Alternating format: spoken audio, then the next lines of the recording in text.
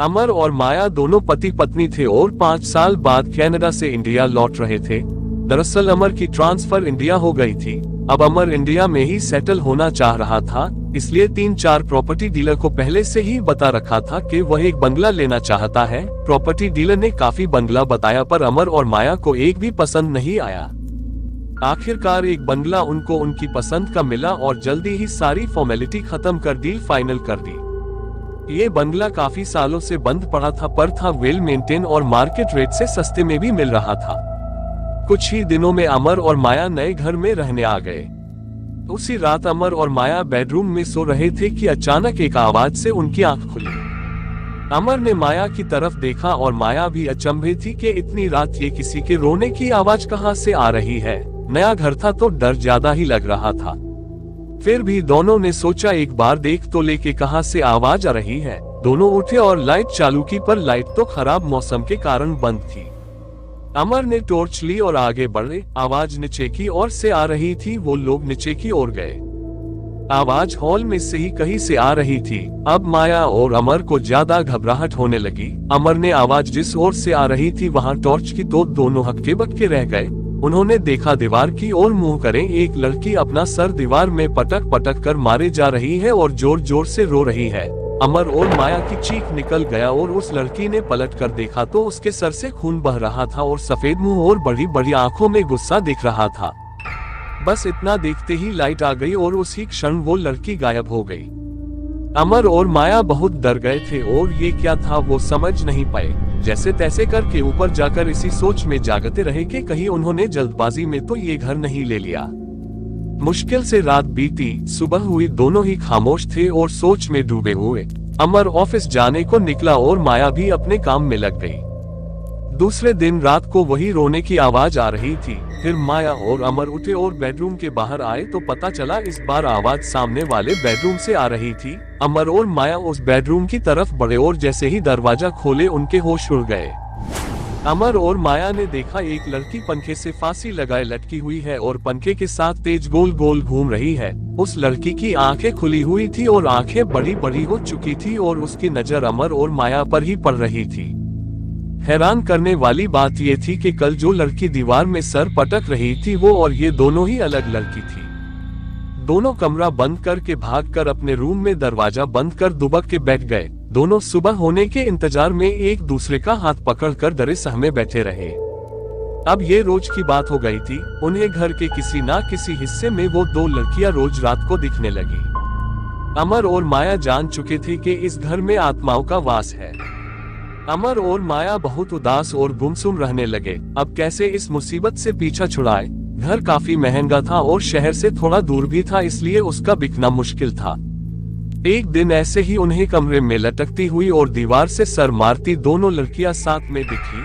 अमर ने हाथ जोड़कर चिल्ला कर कहा, हमसे कोई गलती हुई हो तो माफ कर दो और प्लीज यहाँ मत आओ और हमें और मत डराओ। इतना बोलते वो दोनों लड़कियां गायब हो गई। इस वाकये के अगले रात को अमर की आंख खुली और देखा तो माया वहाँ नहीं थी। अमर माया का नाम पुकारते पुकारते रूम से बाहर निकला। अमर को एक अजीब आवाज सुनाई दी। अमर आवाज की ओर आगे बढ़ा तो पाया कि आवाज घर के पिछवाड़े से आ रही थी।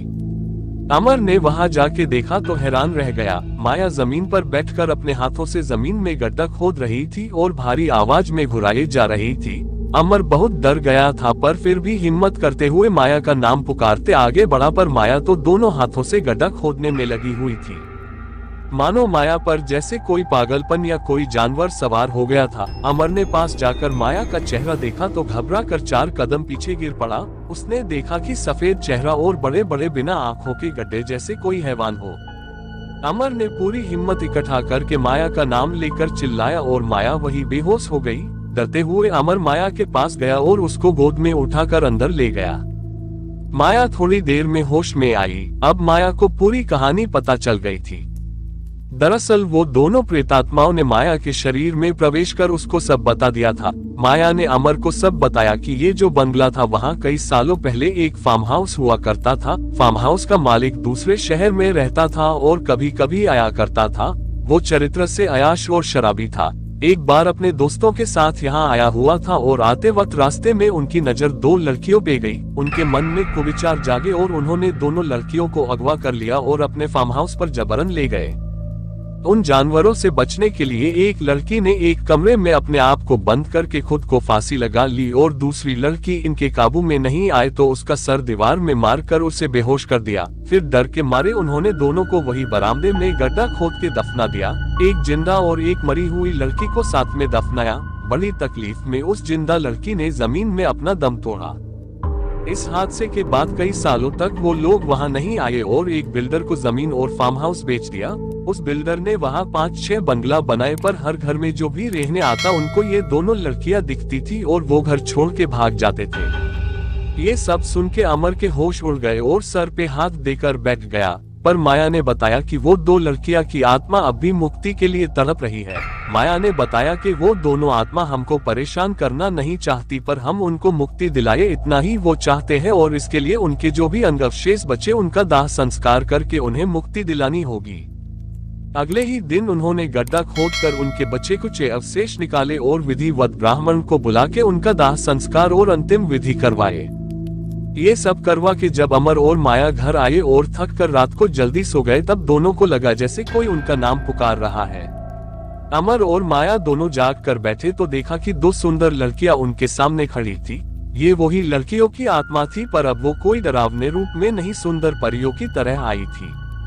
दोनों लड़कियों ने उनको मुक्ति दिलाने के लिए अमर और माया का धन्यवाद व्यक्त किया और गायब हो गई। आज इस बात को 5 साल बीत चुके हैं। अब आसपास सब घर में लोग रहने आ चुके हैं और किसी को ये दो आत्माएं ना परेशान करती है ना दिखती है। दोस्तों कहानी कैसे लगा कमेंट बॉक्स में जरूर बताना। अच्छा लगा तो वीडियो को लाइक और चैनल में नए आए हो तो सब्सक्राइब करके बेल आइकॉन को प्रेस जरूर कर लेना ताकि आगे और भी नए कहानी आप लोगों को सबसे पहले मिले।